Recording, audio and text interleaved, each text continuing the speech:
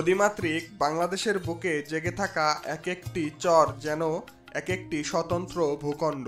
পদ্মা, মেঘনা, যমুনার করাল গ্রাসে জেগে ওঠা এই সব চরাঞ্চলে বাস করে এমন একদল মানুষ, যাদের জীবন সংগ্রাম আর প্রকৃতির অপরূপ সৌন্দর্যের এক ভিন্নধর্মী গল্প বলে। আজ আমরা আপনাদের নিয়ে যাব তেমনই এক চরের রাজ্যে, যার নাম চিলমারী। অবাক করা বিষয় হলো, ভারত সীমান্তবর্তী কুষ্টিয়া জেলার দৌলতপুর উপজেলায় এই চিলমারী কেবল একটি চর নয়, এটি একটি স্বয়ংসম্পূর্ণ ইউনিয়নও বটে।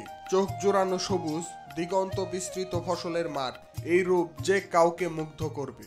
কিন্তু এই শান্ত স্নিগ্ধ প্রকৃতির আড়ালে লুকিয়ে আছে এখানকার মানুষের কঠিন জীবন সংগ্রামের এক মহাকাব্য। যোগাযোগ ব্যবস্থা এখানকার মানুষের জীবনের সবচেয়ে বড় প্রতিবন্ধকতা। কাঁচা রাস্তাঘাটের কারণে আধুনিক সুযোগ সুবিধা থেকে তারা অনেকটাই বঞ্চিত। তবুও এই প্রতিকূলতার মাঝেও তাদের মাঝে লেগে থাকে নির্মল হাসি। এই ভিডিওতে আমরা খুব কাছ থেকে দেখব চিলমারীর মানুষের দৈনন্দিন জীবনযাত্রা, তাদের হাসি কান্না, আনন্দ বেদনার গল্প। তুলে ধরব প্রকৃতির সাথে যুদ্ধ করে বেঁচে থাকা এই অদম্য মানুষগুলোর জীবন কাহিনী। চলুন আমাদের সাথে ডুব দেওয়া যাক চিলমারীর অপরূপ সৌন্দর্য আর তার মানুষের জীবন সংগ্রামের গভীরে।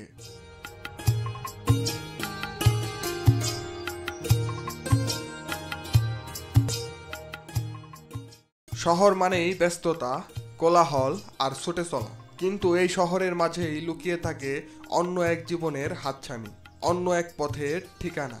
আর সেই পথের সন্ধানেই আজ আমাদের যাত্রা শুরু হলো কুষ্টিয়ার প্রাণকেন্দ্র এই মজমপুর বাস স্ট্যান্ড থেকে। গন্তব্য আমাদের ইসলামপুর ঘাট। সিএনজির জানালায় ভেসে উঠেছে চিরচেনা শহর, আর ধীরে ধীরে সেই শহরকে পেছনে ফেলে আমরা এগিয়ে চলছি এক নতুন অভিজ্ঞতার দিকে। আজকে আকাশটা দেখুন, কি অপূর্ব! সাদা মেঘের ভেলা যেন আমাদের যাত্রাকে স্বাগত জানাচ্ছে। এই মেঘের দিকে তাকিয়ে থাকতে থাকতে মনে হচ্ছে যেন কোনো এক অজানা রাজ্যে হারিয়ে যাচ্ছি। যাত্রাপথে রাস্তার দুই ধারে সবুজের সমারোহ, বিভিন্ন গাছ, বাগান আর প্রকৃতির এই অপরূপ সৌন্দর্য আমাদের চোখ ও মনকে প্রশান্তি দিয়ে যাচ্ছিল। শহরের যান্ত্রিকতা থেকে দূরে প্রকৃতির এই কাছাকাছি আসাটা যেন এক অন্যরকম ভালো লাগা। অবশেষে আমরা এসে পৌঁছালাম ইসলামপুর ঘাটে। এখানে পা রাখতেই মনে হলো যেন এক ব্যস্ত গ্রামের বাজারে এসে পড়েছি।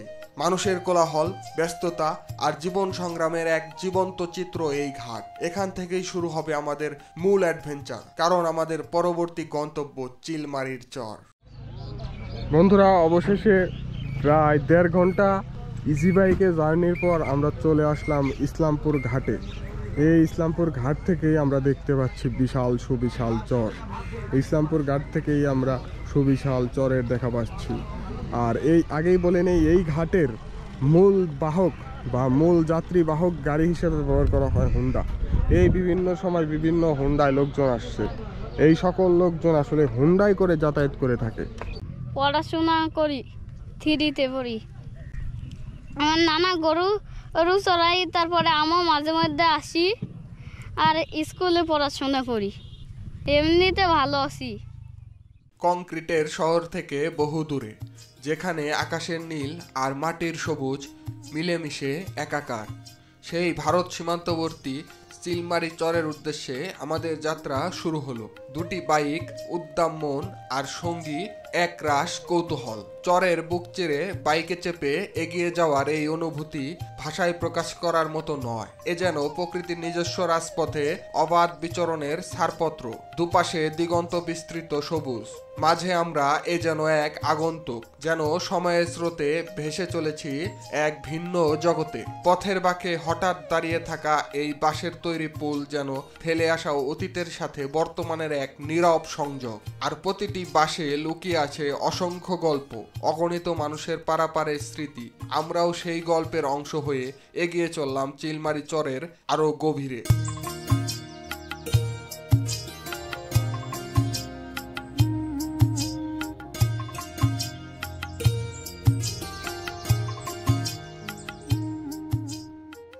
আমরা চরের এমন একটা জায়গায় এসে পৌঁছেছি অবশেষে, যেখানে চরে এত তাপমাত্রা, এই গরমে টিকে থাকা অনেক কঠিন বর্তমানে। এই চরে আমরা দেখতে পাচ্ছি চরের যারা মহিষ পালন করে থাকে, তারা এই মহিষকে এই গরমের তাপদাহ থেকে বাঁচানোর জন্য পানিতে চুবিয়ে রেখেছে বা পানিতে নিমজ্জিত করে রেখেছে তাদের শরীর, এতে তাদের একটু হলেও প্রশান্তি লাগবে। এই আশায়, প্রশান্তির আশায় তারা ডুবে আছে নিজেদের দেহ নিয়ে পানির নিচে। বন্ধুরা, এই মহিষগুলো দেখে আমার মনে হচ্ছে যে আমি যদি এই মহিষগুলোর মতো একটু নিজের শরীরটাকে এই পানিতে নিমজ্জিত করতে পারতাম, তাহলে এই অসহ্য গরম থেকে একটু হলেও মনে হয় স্বস্তি পেতাম। বন্ধুরা, আমরা চলে আসলাম চরের মাঝে একটি বাড়িতে, যার চারপাশে কোনো কিছু নেই। এই মাঝখানে একটি মাত্র বাড়ি, এবং এই বাড়িতে রয়েছে দুটি মাত্র ঘর। এখন দেখব এই বাড়ির লোকজনদের সাথে কথা বলে তারা কেমন আছে এই চরে। তাহলে ওই জায়গা বাড়ি ঘর সব ভাঙ্গে চলে গেছে নদীতে, এখন এই জায়গায় এসে নতুন করে ঘর উঠাইছে। চরের জীবন যাপন কেমন লাগে আপনাদের এখন? আমরা এখানে আবার সাবাত করি নাই, আইসি নতুন দিয়ে মাছ ধরে ভালো মন্দ কি বুঝুন। জায়গা জমি নাই আপনার? তাহলে চলেন কিভাবে? মাসের কথা কাম টাম করে বদলি সদলি দেয়। বন্ধুরা, ছোট্ট একটি বাড়িতে প্রবেশ করলাম আমরা, ভূমি থেকে অনেকটাই উপরে। এখানে রয়েছে 3টি ঘর। বাড়িতে যদিও কেউ নেই বর্তমানে, বাড়িটি নতুন তুলছে মনে হয়। আমরা দেখতে পাচ্ছি বাড়ির জোয়ারটি নতুন, বাড়িটি নতুন তুলছে তারা এখনো মনে হয় লোক আসে।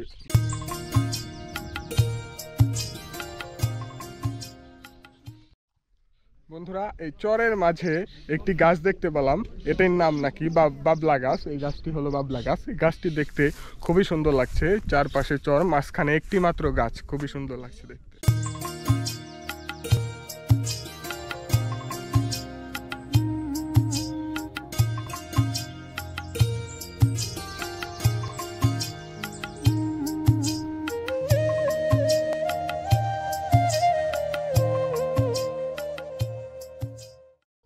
আমরা দেখলাম এই পোলাপান খুবই আনন্দের সাথে তারা গোসল করতেছে। এখানে নৌকা থেকে লাফ দিচ্ছে, কেউ ডিগবাজি দিচ্ছে। আসলে তারা তাদের শৈশবের যে উপভোগ্য স্মৃতিগুলো তারা কাটিয়ে নিচ্ছে বর্তমানে। এগুলোই পরে তারা স্মৃতি বানিয়ে চলবে, যেভাবে আমরা চলে থাকি। আমাদের অনেক শৈশবে এইসব স্মৃতি রয়েছে। আমরাও একসময় এই পুকুরে, নদীতে, ঘাটে এভাবে গোসল করেছি এবং এভাবে লাফালাফি করেছি উৎসব মুখরভাবে। এখন আমরা কর্মব্যস্ততার কারণে অথবা বিভিন্ন কারণে আমরা এখন এগুলো করতে পারছি না। সেই স্মৃতিটাই আজকে তাদেরকে দেখে আমার মনে পড়ে গেল যে শৈশবে আমি ওইভাবে একসময় গোসল করেছি। সেই স্মৃতি এখন আমরা বুকে নিয়ে বেঁচে আছি, তারাও এক সময় এই স্মৃতি মনে করে থাকবে। প্রচন্ড গরমে উত্তপ্ত চরের জীবন, মানুষ আর পশু যেন প্রকৃতির এই রুদ্র রূপের কাছে একসাথেই আত্মসমর্পণ করেছে। দেখুন কিভাবে মহিষের পালকে ডুবিয়ে রাখা হয়েছে শান্ত নদীর জলে। ছাউনির নিচে বসে থাকা মানুষগুলোর চোখে মুখে ক্লান্তি থাকলেও আছে এক ধরনের অদ্ভুত প্রশান্তি। এই দৃশ্য আমাদের শিখিয়ে দেয় প্রকৃতির সাথে লড়াই করে নয়, বরং মানিয়ে নিয়েই এখানকার জীবন বয়ে চলে। দিন শেষের এই মুহূর্তগুলোই গ্রামের আসল সৌন্দর্য। কর্মব্যস্ত দিনের শেষে ঘরে ফেরা মানুষগুলোর চোখে মুখে থাকে একরাশ ক্লান্তি, কিন্তু প্রিয়জনের কাছে ফেরার আনন্দ সেই ক্লান্তিকেও ছাপিয়ে যায়। দোকানের সামনে বসা এই মানুষগুলোর গল্পের আসর যেন সারাদিনের কষ্টের এক স্বস্তির নিঃশ্বাস। আর এই দেখুন চরের দুরন্ত শৈশব, এই শিশুদের উচ্ছ্বাস, এই বাঁধ ভাঙা আনন্দ ক্ষণিকের জন্য আমাকেও আমার শৈশবে ফিরিয়ে নিয়ে গিয়েছিল। কংক্রিটের দেয়ালের বন্দি শৈশবের থেকে কতটা ভিন্ন আর রঙিন এদের জগৎ। এই হাসি অমিলিন থাকুক, প্রকৃতির কোলেই বেড়ে উঠুক এরা। এই গনগনে রোদে চরের মানুষের কাছে এক টুকরো গাছের ছাই যেন স্বর্গের সমান। এখানে তারা ক্ষণিকের জন্য জিরিয়ে নেয়, দ্রুত কথা বলে, আবার নতুন করে কাজের শক্তি সঞ্চয় করে। প্রকৃতি এখানে তাদের জন্য সবচেয়ে বড় আশ্রয়। চিলমারি চর শুধু একটি স্থান নয়, এটি একটি জীবন্ত ক্যানভাস। এখানে গ্রামের যে প্রকৃত রূপ, যে সরল্য আর যে জীবন সংগ্রামের ছবি আমরা দেখলাম তা ভোলার নয়। এই চরের প্রতিটি ধূলিকণায় মিশে আছে প্রকৃত বাংলাদেশের ঘ্রাণ। এক এমন অভিজ্ঞতা যা বারবার ফিরে পেতে মন চাইবে। বন্ধুরা, আমরা এই চরে আরেকটা বাড়িতে চলে এসেছি। এই বাড়িতে মোটামুটি ভালোই ঘর আছে, দেখতে পাচ্ছি বাড়িতে মানুষও আছে। এই বাড়ির সামনে তারা ছাগল পালন করছে, তিনটির মতো ছাগল আছে। এই তাদের একটি মেশিন, টিউবওয়েল, এই তাদের বাড়ির অবস্থা। আমাদের জন্মভূমি দেশ, দেখা যায় এখন ভালো মন্দ থাকতে হবে, কষ্ট সুখ দুইটা মিলে থাকতে হবে কষ্ট করে। এখন আপনার জন্ম কি চরেই? চরে এই চরেই? চরে এই চরে 71-এর পর, 71-এর 2 বছর পর আমার জন্ম। এই চরে পানি আগে কত লোক ছিল আর কি মোটামুটি? আগে এই চরে মোটামুটি অনেক লোক ছিল, তারা কত খাজানো কুষ্টিয়া গেছে, কত ঢাকা মানিকগঞ্জ দেখে গেছে, ঈশ্বরদী কত গেছে, যাই যাই চলে আপনাদের মনে চায় না যে একটু আমিও সরিয়ে জায়গা থেকে? গেছে। মনে তো চাই, পারি না তো, টাকা পয়সা নাই, এখন দেশে থাকি, দেশের মায়া করে দেখা শুধু যায়। কি মায়ের কারণেই থাকেন? মায়ের কারণে দেশের দেখা যায় যে এখন টাকা পয়সার দরকার, এই এদিকে ভাঙে ওদিক যায়, ওদিকে ভাঙে এদিক যায়, শহরে থাই নাকি। সবাই তো মন চাই যে শহরে যায় বাড়ি করি। তাহলে এই জায়গায় স্কুল নাই, কলেজ নাই, শুনলাম মসজিদ নাই, তাহলে এই যে এই বাচ্চারা যে বড় হবে, এরা যখন বড় হবে তখন তারা কি করবে? তখন দেখা যায় যে এই যে আমার বাড়ির উত্তর দিকে প্রাইমারি স্কুল আছে, এই যত স্কুল আছে সেটা নিয়ে যাইতে হবে, মায়েরা সাথে নিয়ে যাইতে হবে। মসজিদ হয়েছে ওই পাড়ায়, তারপরে আমাদের এই যে বাড়ি ঘর হইলে আমরা মসজিদ দেবো। আপনাদের এই জায়গা বাড়িঘর মোটামুটি শুনলাম 250-র উপর আছে বাড়িঘর, 200-250 আর কি আছে বাড়িঘর। এই বাড়িঘরের কোনো মসজিদ নাই আর কি, এদের জন্য তো একটা দরকার মসজিদ। হ্যাঁ, আছে অবশ্যই। আর কি, এদের উদ্যোগে নিজস্ব উদ্যোগে একটা দরকার, কিন্তু আপনারা করতে পারতেছেন না, নিজেরাই থাকা কষ্ট। যে টাকা পয়সা অল্প। হ্যাঁ, নামাজ টামাজ দেখা যায় দূরত্ব, আমরা যাইতে পারি না।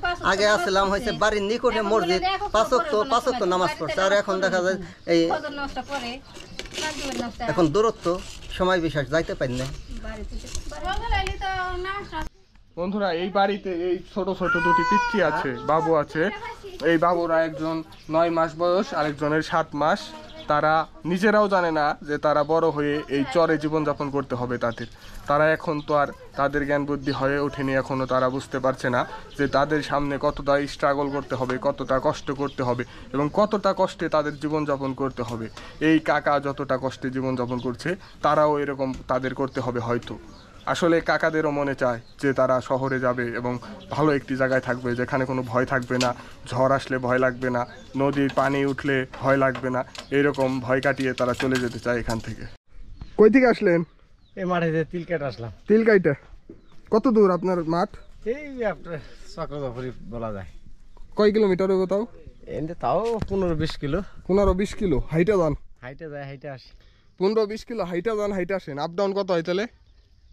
তাহলে কমসে কম নিম্ন 35-40 কিলো। 35-40 কিলো হাইটা যান, হাইটা আসেন আপনি? উপায় নাই, উপায় নাই। রোদের অতিরিক্ত টেম্পার। প্রতিদিন করেন এই কাজ আপনি? এই 2 দিন গেলাম। 2 দিন গেলাম, আরো 2 দিন লাগবো মাঠে। আরো 2 দিন উঠাইতেছেন আর কি তিল? এখন তিল কাটতেছি, সিজন শেষ নিয়ে তিল কাটতেছি। বুঝছি। আপনারা চরে কি তিল বেশি চাষ করেন?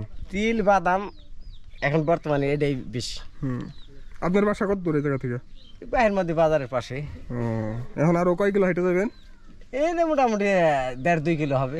আরো 2 কিলো। এই গরমে কেমন লাগে আপনাদের, এই অসহ্য গরমে এই চরে? বাবা কেমন লাগে কথা আর বলার মতো আর কিছু না। এখন আল্লাহ দিছে গরম, আমরা আর বলে কি করবো আর। চরের জীবন কি সুখের? তারপর আল্লাহ যে সময় যে হালে রাখে ওইটাই সুখী, আর কিছু বলার কিছু নাই। যার একটু সমর্থন আছে সে তো ডাঙ্গায় উঠে যাইতেছে, জি। যার একটু সমর্থন আছে সে আর ডাঙ্গায় চরে থাকবে না। চরের জীবনে কেমন সুখী হইতে পারে? তার মানে চরে দিনের জন্য যদি আপ ডাউন 35-40 কিলো রাস্তা যদি হাঁটতে হয়, তারপরে তাদের জীবনের কি থাকতে পারে? করার কিছু নাই। আপনার বয়স কত তাও? আমার বয়স মোটামুটি 42-45। 42-45। আপনার ছেলে পেলে হচ্ছে না নাতিপুতি? ছেলে বলতে গেলে একটা বাচ্চা ছেলে, মেয়েটে বিয়ে দিছি এই পর্যন্ত। মেয়ের সংখ্যায় বেশি। মেয়ের সংখ্যায় বেশি। আচ্ছা। একটা বাচ্চা ছেলে কেবল মোটামুটি 8 বছর। বন্ধুরা, আমরা যে এই পুরো বিস্তীর্ণ চর দেখতে পাচ্ছি, এই চরটি আসলে এক সময় বন্যায় পুরোপুরি প্লাবিত হয়ে যায়, ডুবে যায় বন্যার পানিতে। আর কিছুদিন বাকি মাত্র, আর 15 দিন পরেই আনুমানিক, এই এলাকাবাসী বলছে আনুমানিক 15 দিন পরেই এই সুবিশাল যে চরটি দেখতে পাচ্ছেন, এটি সম্পূর্ণ পানি দিয়ে প্লাবিত হয়ে যাবে এবং পানির তলদেশে থাকবে এই সকল জমি জমা। তারা যে চাষাবাদ করতেছে এখন, তখন তারা এই চাষাবাদ করতে পারবে না।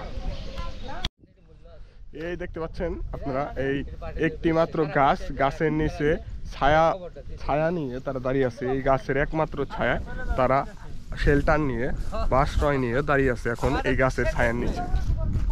বন্ধুরা এই আমরা দেখতে পাচ্ছি কাকা এখানে মহিষ চড়াচ্ছেন।